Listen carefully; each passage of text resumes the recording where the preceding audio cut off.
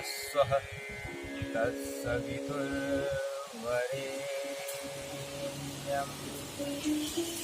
भर्गो देवस्य धीमहि धियो यो नः प्रचोदयात्। ओम। सभी योग प्रेमी भाई बहनों को मेरा ओम। आज मैं आप लोगों के लिए प्राणायाम बताने जा रहा हूँ। इस वीडियो में आप दो प्रारंभिक प्राणायाम जो स्वामी जी के द्वारा बताया गया है 8 अभ्यास, इसके दो प्रारंभिक अभ्यास आप देखेंगे, भस्त्रिका और कपालभाति का अभ्यास। तो सबसे पहले किसी भी ध्यान उपयोगी आसन में बैठना है। ध्यान उपयोगी आसन में बैठने के लिए सुखासन, सिद्धासन, सिद्ध योनि आसन, पद्मासन और अर्ध पद्मासन में आप बैठ सकते हैं। जिस भी स्थिति में आपको आरामदायक लगे उस स्थिति में बैठना है। कोई यदि बुजुर्ग हैं, उन्हें बैठा नहीं जाता, तो प्राणायाम का अभ्यास आप कुर्सी पर भी बैठकर कर सकते हैं। बस आपको ध्यान ये रखना है कि आप प्रयत्न करें कि आप सीधे बैठें। कमर, रीढ़, गर्दन एक सीध में होना चाहिए। तो सबसे पहले बैठने की स्थिति, घर में आम सब लोग ऐसे बैठते हैं, इसको कहते हैं सुखासन। एक पैर नीचे, एक पैर ऊपर, इसको कहते हैं, आप देख सकते हैं, ये अर्ध पद्मासन। आप ये बाएं पैर से या दाहिने पैर से, दोनों पैरों से कर सकते हैं, ये अर्ध पद्मासन। अब पद्मासन में कैसे लगाते हैं? तो एक पैर आप ऊपर कर लें, दूसरा पैर इधर से उठा करके इसको ऊपर कर लें। ये पद्मासन की स्थिति। इस स्थिति में सभी लोग नहीं बैठ सकते, क्योंकि इस स्थिति में थोड़ा ये कठिन है। पर जो युवा हैं, जो बच्चे हैं, उनको ऐसे ही बैठने का प्रयत्न करना चाहिए, क्योंकि ऐसे बैठने से बिल्कुल आप अपने आप को सीधा महसूस करेंगे। और जो नहीं बैठ पाते ऐसे, तो जोर जबरदस्ती नहीं करना है। आसन करने के अभ्यास में इसको आपको प्रयत्न करना है बैठने का। तो जो ऐसे नहीं बैठ पाते वो सिद्धासन या सुखासन में भी बैठ सकते हैं।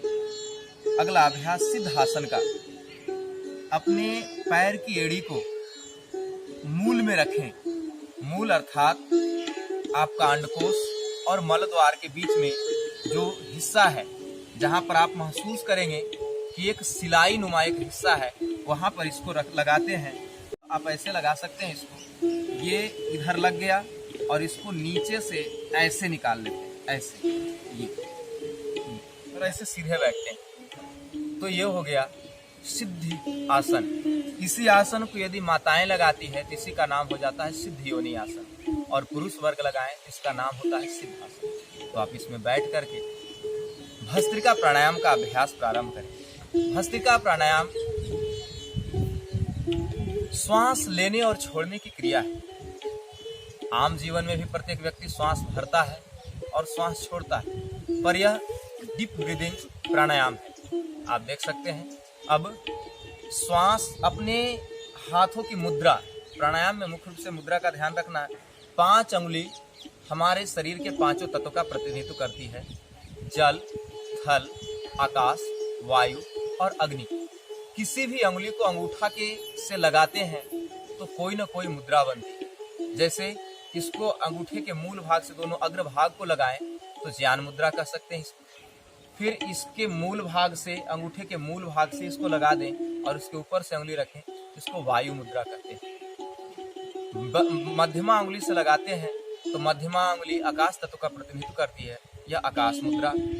अनामिका से लगाते हैं तो यह पृथ्वी मुद्रा, और कनिष्क से लगा लेते हैं तो यह वरुण मुद्रा या जल मुद्रा कह सकते हैं। इसी प्रकार से प्राण मुद्रा, बहुत सारे मुद्रा हैं। तो वो मुद्रा के जब हम बताएंगे तो मुद्रा के बारे में बताएंगे। अभी प्राणायाम पर मुख्य बातें करते हैं। तो आप ज्ञान मुद्रा या वायु मुद्रा में बैठ जाते हैं सीधे। लंबी गहरी श्वास भरें और श्वास को छोड़ें।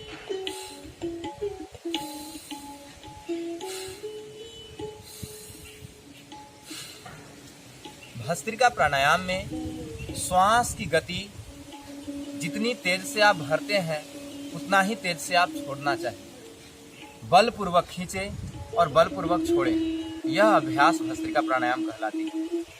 पूरे डायफ्राम तक, पूरे फेफड़े में श्वास भरें, पूरे छाती फूलेगी और झटके के साथ बलपूर्वक श्वास को छोड़ते हैं। तो पूरा अभ्यास आप देख लें, 5 से 10 बार मैं दिखाता हूँ।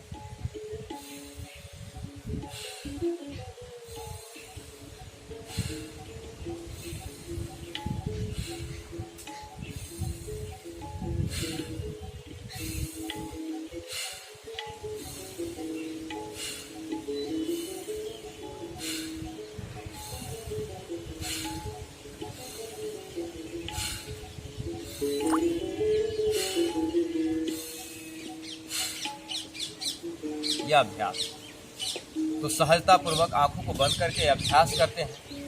आप इस अभ्यास को 2.5 सेकेंड में ग्रहण करना और 2.5 सेकेंड में छोड़ना, लगभग यह अंतराल है। तो कम से कम इस अभ्यास को आप 3 मिनट तक कर सकते हैं। अधिक जिनको सामर्थ्य है वो थोड़ा इसे बढ़ा भी सकते हैं। और गति सीमा आप यही रखें, जिनको हार्ट की समस्या है, बीपी ज़्यादा रहता हो या हृदय रोग की समस्या रहती हो, हार्ट अटैक आने की समस्या रहती हो, वो इस अभ्यास को न करें। विशेष रूप में करते करते यदि चक्कर आना प्रारंभ हो जाए तो इस अभ्यास को रोक दें, 2-3 श्वास सामान्य गति से ले लें और फिर इसका अभ्यास प्रारंभ करें। तो प्रारंभ में आप 20 बार, 50 बार, 100 बार से अभ्यास प्रारंभ करें। फिर 1 मिनट, 2 मिनट, 3 मिनट तक ये अभ्यास करें। दैनिक अभ्यास क्रम में आप 3 मिनट पर्याप्त है आप सभी के लिए, स्वस्थ रहने के लिए। यह अभ्यास आपके अंदर ऊर्जा का निर्माण करता है, क्योंकि हमारे शरीर में बिना प्राण के, बिना वायु के कोई भी कार्य की सिद्धि नहीं होती। यह प्राण हमारे फेफड़े से हमारे रक्त के एक एक कण में और एक एक सेल्स तक जाती है और वहाँ ऊर्जा का निर्माण करती है, ताप का निर्माण करती है। इस अभ्यास से आपके अंदर जो विषाक्त तत्व, जो जहर आपके भोजन के माध्यम से, वायु के माध्यम से आपके शरीर में संचित रहती है, उसका यह विनाश करता है। इस प्राणायाम से आपके अंदर के सारे विषाक्त तत्वों का शमन होता है, आपका शरीर शुद्ध रक्त शोधित होता है। चर्म रोग के लिए जबरदस्त अभ्यास है, साइनस, सर्दी जुकाम के लिए जबरदस्त अभ्यास है। किंतु यदि नाक जाम हो, प्रारंभ में सर्दी हो, तो पहले एक एक नाक से इसका अभ्यास कर सकते हैं। पुनः इस अभ्यास में जो युवा है अपनी गति को थोड़ी तीव्र भी कर सकते हैं, और जो बुजुर्ग हैं वो सामान्य गति से ही अभ्यास करें तो ज़्यादा लाभकारी है। और युवाओं के लिए प्रारंभ में 1 मिनट में 60 बार, 1 मिनट में 80 बार, 100 बार, फिर 1 मिनट में 120 बार तक ये अभ्यास कर सकते हैं। भस्त्रिका प्राणायाम करते समय आप मन में हमेशा विचार करें कि मेरे प्रत्येक वायु के साथ जितने बार मैं श्वास ले रहा हूँ, इस ब्रह्मांड की सारी दिव्य गुण, इस ब्रह्मांड के सारे शुभ जो भी दिव्य विचार हैं, दिव्य शक्तियां हैं, हमारे भीतर प्रविष्ट हो रही है, हमारे शरीर एक एक रक्त के कण को जागृत कर रही है। और कपालभाति भी ऐसे ही है, बस थोड़ा अंतर है। इसमें रेचक और पूरक यानी श्वास लेने की क्रिया और श्वास छोड़ने की क्रिया दोनों में बल का प्रयोग करते हैं, परंतु कपालभाति प्राणायाम में केवल हम श्वास को छोड़ने पर बल देते हैं, न कि श्वास लेने पर। श्वास स्वतः ही लोहार की भट्ठी की तरह हमारे अंदर चला जाता है। कपालभाति प्राणायाम में सीधे बैठ जाएं और किसी भी मुद्रा में सीधे बैठ करके श्वास को झटके के साथ बाहर छोड़ते हैं, बिल्कुल इस तरह।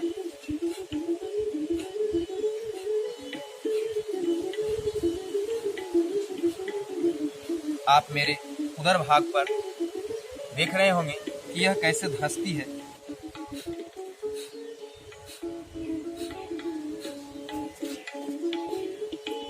इस प्रकार आपको करना है। प्रारंभ में यदि समझ में ना आए तो आप इसे समझने के लिए एक प्रयास कर सकते हैं। आप अपने हाथ को मुख के सामने लाएं और इसे मान लें कि यह जलती हुई मोमबत्ती है और यह जल रही है। अब जैसे फूंक मार करके उसको बंद करना है तो कैसे करेंगे? झटके से फूकेंगे। अब इसी को फूकते फूकते मुंह बंद करके नाक से फूकना शुरू कर देते हैं।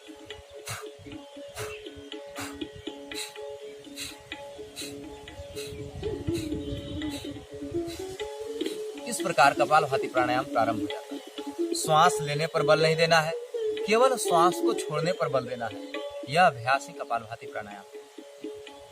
यह अभ्यास आपके अंदर के सारे ऑर्गन्स को, पेट के अंदर जो भी अंग है, लीवर, किडनी, हमारी आंतें, हम उछल कूद करके तो अभ्यास कर लेते हैं, परंतु हमारे आंतरिक भागों का मुख्य अभ्यास प्राणायाम के माध्यम से ही पाता है। ये भट्ठी की तरह हिलती है और ये पूरे मध्य प्रदेश को हिलाती है, और जिससे हमारे अंदर के सारे ऑर्गन्स को अभ्यास मिलता है, जिसके कारण वह स्वस्थ होती है। आंकुचन और प्रसारण के कारण हमारे पेट के अंदर के सारे ऑर्गन्स स्वस्थ बनते हैं और इसमें पूर्ण लाभ मिलता है। और जब यह हम लगाते हैं तो कपाल का अर्थ होता है मस्तिष्क, भाति का ओज, आभा, तेज, जिससे मुखमंडल पर आभा आए, तेज आए। यह अभ्यास कपालभाति है। तो कपालभाति के करने से मस्तिष्क की आभा शक्ति, हमारी मेमोरी पावर, हमारी याददाश्त शक्ति तीक्ष्ण व तीव्र हो जाती है, हमारी बुद्धि तीव्र बनती है, हम किसी भी चीज को जल्द से जल्द याद कर सकते हैं। तो यह अभ्यास आप सबके लिए बहुत ही जबरदस्त अभ्यास है। कपालभाति का अभ्यास करते समय प्रत्येक श्वास के साथ ऐसा संकल्प करें कि जितने बार मेरी श्वास बाहर जा रही है, मेरे अंदर सारे द्वेष, भाव, ईर्ष्या, जितने भी हमारे अंदर अशुभ है, सब कुछ हमारे भीतर से बाहर निकलती जा रही है और मेरा मन शुद्ध, चित्त पवित्र होता जा रहा है। तो इस अभ्यास के साथ कपालभाति का अभ्यास एक बार और देखेंगे। सामान्य गति से अभ्यास करना है सबको। 1 सेकेंड 1 झटका प्रारंभिक अभ्यास।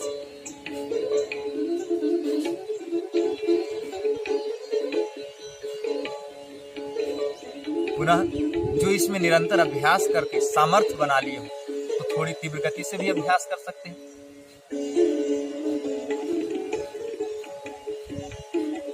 और सामर्थ्यवान इसको थोड़ी और तेज गति से कर सकते हैं।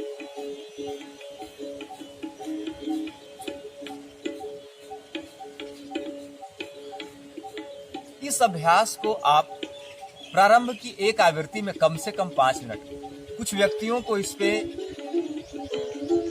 आशंका होती है कि कपालभाति प्राणायाम को इतना तेज गति से और इतनी देर तक नहीं करना चाहिए, पर मैं आप लोगों की जानकारी के लिए बता दूं कि पतंजलि योगपीठ हरिद्वार में इन सभी प्राणायाम पर बहुत ही गहन रिसर्च आज की टेक्नोलॉजी के माध्यम से हुई। असाध्य रोगों में, कैंसर, एड्स जैसे रोगों में तो आधा घंटा, 1-1 घंटा प्राणायाम सुबह शाम कराया गया और इससे बहुत असीम लाभ हुई है। व्यक्ति तुरंत स्वस्थ होता है। जो आपके असाध्य रोग हैं, पक्षघात, कैंसर, एड्स या जो वैसे रोग जो ठीक नहीं हो रहे हैं, तो इन सभी रोगों में यह अभ्यास बहुत ही जबरदस्त लाभकारी है। तो कपालभाति का अभ्यास एक आवृत्ति में कम से कम 5 मिनट। प्रारंभ में करने में पेट में दर्द इत्यादि होती है, तो लंबी गहरी एक श्वास भरें और पुनः फिर अभ्यास को प्रारंभ करें। तो इस अभ्यास को करने में आपको 1 से 2 सप्ताह होते होते वह सामर्थ्य आप हासिल कर लेंगे कि आप इस अभ्यास को अच्छे ढंग से कर सकें। तो कपालभाति प्राणायाम से विशेष प्रकार का लाभ आपको मिलता है। आपके अंदर शक्तियों का जागरण होता है, आपके चक्र शोधित होते हैं, आपके शरीर की शुद्धता बढ़ती है। बहुत जबरदस्त यह अभ्यास है, आप सब करें। अगले अभ्यास में आप